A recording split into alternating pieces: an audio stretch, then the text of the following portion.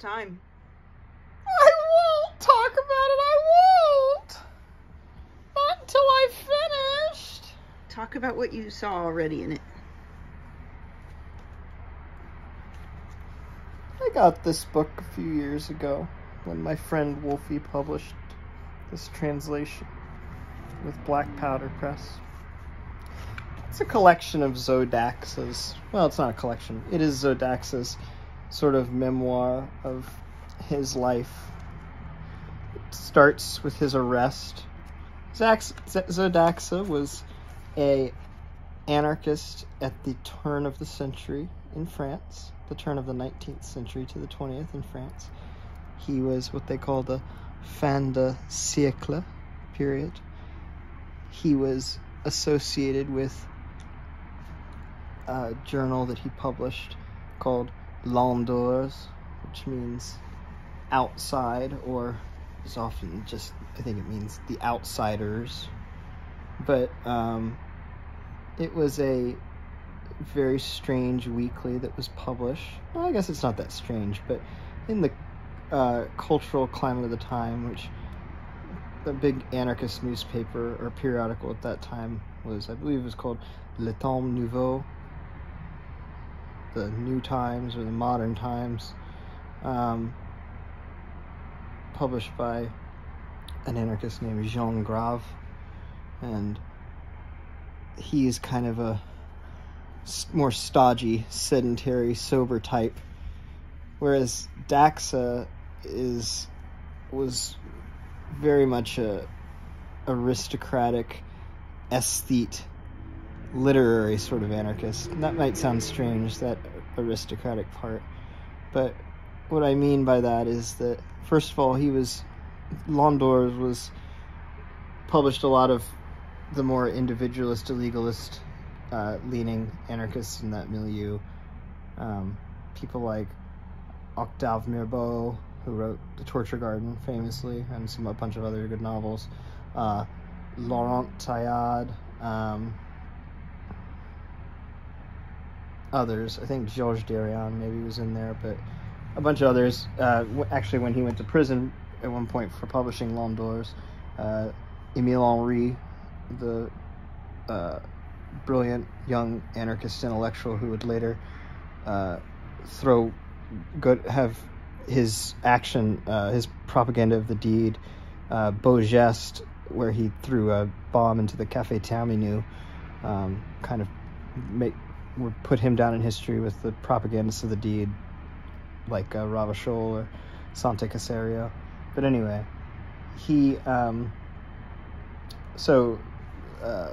Daxa was sort of he started his career in the military. I believe he was a cavalry officer, and he deserted and ran off with the wife of an officer, and ended up in Belgium, where he actually began working as a journalist for an ultra-Catholic newspaper. And at the time, he was sort of I think then hunted down and arrested for his desertion, and as a result of that, started to become sympathetic to the anarchist positions. So he then later returned to Paris and sort of fell in with the anarchist milieu at that time, and he was famously at the time was kind of torn between monarchism and anarchism, and he ended up going on the anarchist side very vigorously and vociferously. And L'Ondeurs was interesting because it was very much a journal of literary anarchy as opposed to anarchist literature. So it wasn't a bunch of philosophers and theorists and sort of sober, rational, pragmatic minds. It was a journal very much of sort of unfettered, boundless dream and invective. And so he published L'Endors for a while, and went to prison at one point for it.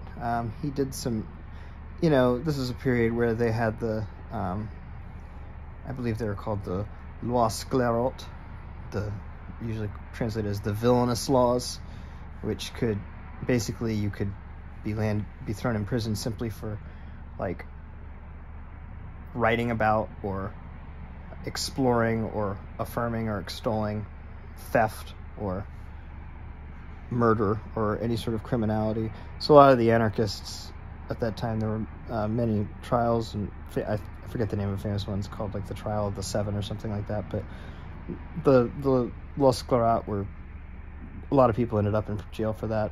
So Daxa did, and then he came back out and was locked up a few times. At one point he was locked up for like organizing a drive to feed the children of a bunch of anarchists who had wound up in prison on the wrong side of these laws.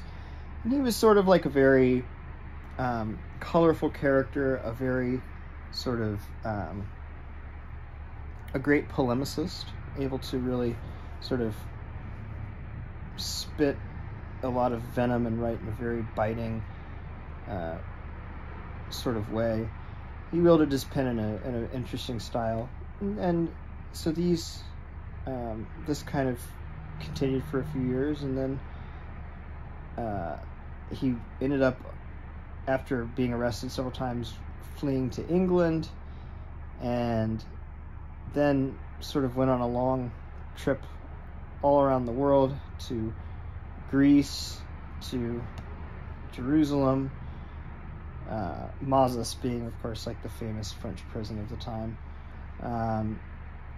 Anyway, he kind of ends up back in France at one point, publishes for a short while another journal, or it's really just a single sheet, I think, called La Feuille. And then at a certain point, he kind of just destitutes the milieu and begins to just kind of wander around Europe. Goes to America at one point, goes to Paterson, New Jersey, which at that time was a stronghold of the labor movement and had a very present anarchist milieu there. That was where Sacco and Vanzetti, of course, were maybe or possibly committed the robbery that got them and cost them their lives and made them martyrs for the labor movement. But anyway, so yeah, he ended up kind of at a certain point abandoning anarchism and sort of saying he kind of almost going beyond it by being finding the average anarchist of his period so distasteful and so bound to the rigors of ideology and messianic thinking that characterized all sorts of other fanaticism of the time. And one thing that's really interesting about him is that he was accused of being a nihilist many times by other anarchists of his period, but really the only thing that he was doing was refusing to promise any sort of a future redemption, whereas at that time so much of anarchism and other left radicalisms were promised based upon a sort of messianic redemption for the plight of the oppressed through a social movement or a political program. Daxa always emphasized the immediacy of revolt and made no promises and had no vision as to what he saw as a future that was impossible to predict, and therefore he put all of his hopes and his desires for revolt in the present moment and excoriated anybody who, as he saw it, swindled and deceived the masses by promising them a bright, shining future, which they were no more able to perceive or predict or guarantee than he was. So he's a very interesting anarchist of his time, and I was glad to see that Wolfie translated this a few years ago. I got it right when he sent it to me right when it came out, but I have only recently picked it up, and it's been very enjoyable. So You said this book made you want to write. oh yeah, well he's Dax says a lot of his stuff, you know, he's more of a journalist than like a literary figure. All his stuff is very short pieces that were written, except for this, which even this is fairly short, are just short pieces written for a weekly publication that he just threw together. It's not... I thought you were saying it was a very literary publication. It's a literary publication in the sense that it is an aesthetic view of anarchy. It is a poetic view of anarchy. It is not at all a programmatic view of anarchy. Yeah, he's a journalist. He's a journalist mainly, is how I would describe. Well, I mean that he's just somebody he was a publisher, really. He's a pamphleteer. But yeah, I mean his writing is more. It's not about the ideas are all relative to him writing about the things that are happening about him around him at the moment and responding to them, and not about prognosticating and sort of dwelling in abstractions. Not that that can't be fun, but there's something interesting about his writing because it's all very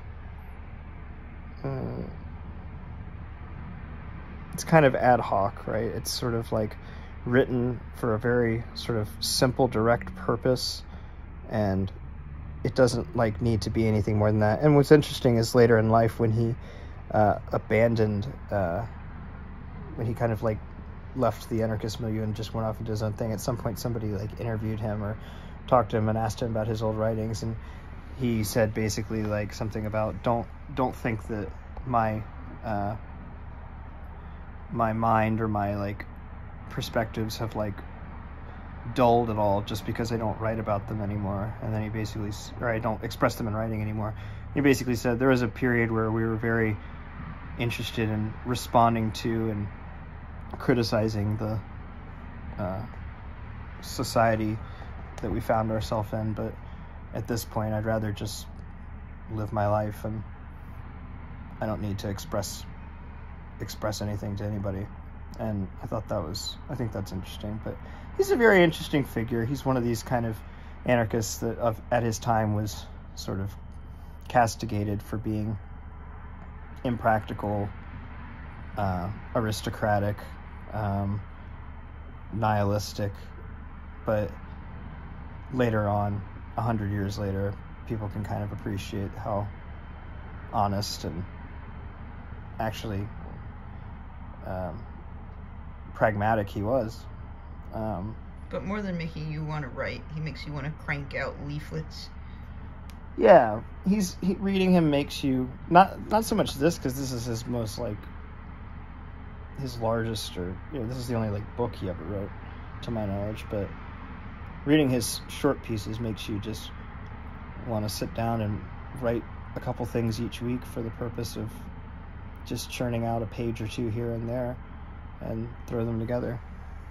He died in his late 60s. I believe he killed himself and burnt everything, all his papers, before he died. So who knows what else he may have had, manuscripts or things. But anyway, he's a very interesting, fierce, rebellious figure of the late 19th century, and one of my favorite anarchist voices of that time, of which there are many good ones.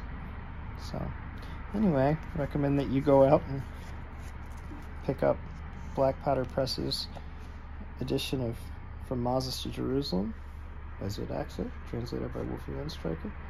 And I think you'll enjoy it because it's proved to be just right for a girl like me.